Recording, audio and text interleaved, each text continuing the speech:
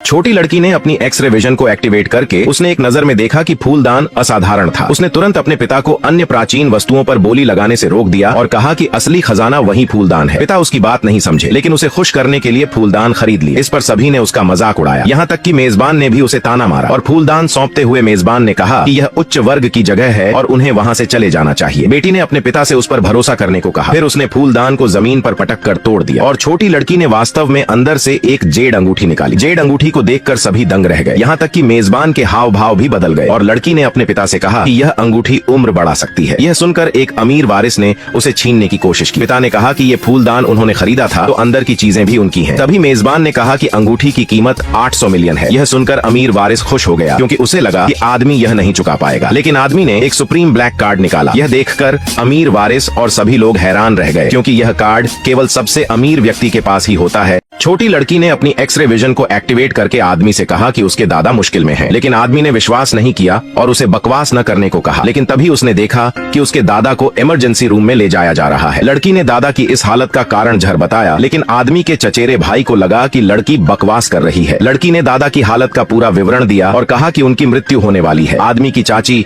गुस्से में लड़की को दंडित करना चाहती थी, लेकिन आदमी ने उसे रोक दिया। चाची ने अपना गुस्सा उस आदमी पर निकाला, यह दावा करते हुए कि लड़की उसकी नाजायज बेटी है। आदमी ने उसे चेतावनी दी कि बकवास न करे। लड़की ने चाची से बदला लेने का फैसला किया और दूर से ही उसे 2 थप्पड़ मारे। चाची गुस्से से तिलमिला उठी, लेकिन कुछ कर नहीं पाई। तभी डॉक्टर ने बताया कि दादा सच में जहर के कारण मरने वाले हैं। अब आदमी ने लड़की की बात पर विश्वास किया। लड़की ने कहा कि वह उसके दादा को बचा सकती है। वह कमरे में गई और चिल्लाई, दादा उठो। चाची ने इसे बचकाना कहा। अगले ही पल दादा को बाहर लाया गया। चाची ने सोचा कि वह मर गए हैं और वो दिल टूटने का नाटक करने लगी। तभी अचानक दादा ने अपनी आंखें खोली और बैठ गए। यह देखकर चाची बुरी तरह डर गई। डम्पलिंग नाम की एक छोटी लड़की के पास कई असाधारण शक्तियां हैं। एक दिन डम्पलिंग एक आदमी की जान बचाती है और उसी समय से उसे अपना पिता बुलाने लगती है, लेकिन वह आदमी बार बार कहता है कि वह उसका पिता नहीं है। इसके बावजूद डम्पलिंग उसे एक जेड का लॉकेट देती है। उसके जाने के बाद डम्पलिंग के लॉकेट से चमक निकलने लगती है, जो यह संकेत देती है कि उसके पिता खतरे में है। अपनी शक्तियों का उपयोग करके डम्पलिंग जादू से तुरंत उसके पास पहुंच जाती है। वहाँ एक और आदमी उसके पिता को नुकसान पहुंचाने की कोशिश करता है। डम्पलिंग समय पर पहुंचकर अपने जादुई पंखे से उसे रोक लेती है। हमलावर डम्पलिंग पर 2 बार हमला करता है, लेकिन डम्पलिंग अपने पंखे से हमले को रोक लेती है। यह देखकर हमलावर खुश हो जाता है क्योंकि उसे पता है कि डम्पलिंग दिन में केवल 3 बार ही अपने जादुई पंखे का उपयोग कर सकती है। वह फिर से डम्पलिंग पर हमला करता है और इस बार उसे चोट पहुंचा देता है। डम्पलिंग के घायल होने पर उसके पिता के दिल में अचानक दर्द होता है। पलिंग और हमलावर के बीच भयंकर युद्ध होता है, जिसमें डम्पलिंग गंभीर रूप से घायल हो जाती है। तभी डम्पलिंग के पिता सुनहरी रोशनी के साथ वहां पहुंचते हैं। वे हमलावर को हराकर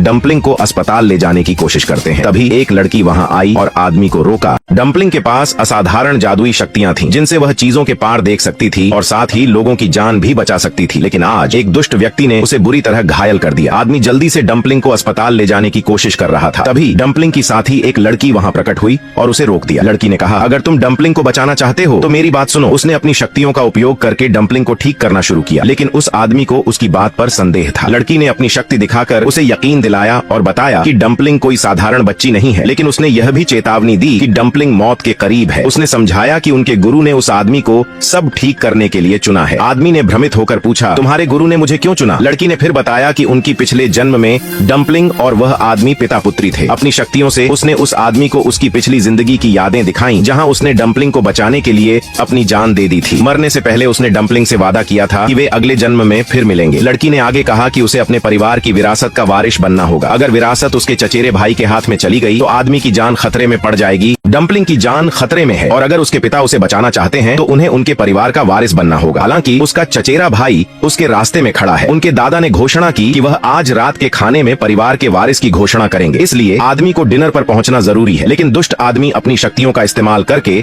उनका रास्ता रोक देता है। डम्पलिंग का साथी दुष्ट आदमी से भिड़ जाती है और आदमी को जल्दी से डिनर पर जाने को कहती है। इस बीच डिनर पर आदमी अभी तक नहीं पहुंचा था और हर कोई दादा पर चचेरे भाई को वारिस के रूप में नामित करने का दबाव बनाते हैं। रास्ते में चचेरे भाई के आदमी उनका रास्ता रोकते हैं, लेकिन डम्पलिंग अपनी शक्तियों का इस्तेमाल करके उन्हें दूर धकेल देती है। आदमी अभी भी कहीं नहीं दिखता है। सभी के आग्रह के आगे झुकते हुए दादा चचेरे भाई को वारिस के रूप में नामित करने वाले होते हैं, लेकिन आदमी आता है और दादा को रोकता है। वह अपने दादा को कीमती उपहार भेंट करता है और दादा उसे अपना उत्तराधिकारी घोषित करते हैं। हर कोई इस निर्णय का विरोध करता है। तभी डम्पलिंग अपने पिता से कहती है कि उसके पास जीने के लिए केवल 2 मिनट बचे हैं। आदमी जल्दी से कागजात पर हस्ताक्षर कर देता है, आधिकारिक रूप से उत्तराधिकारी बन जाता है और समय रहते डम्पलिंग की जान बचा लेता है।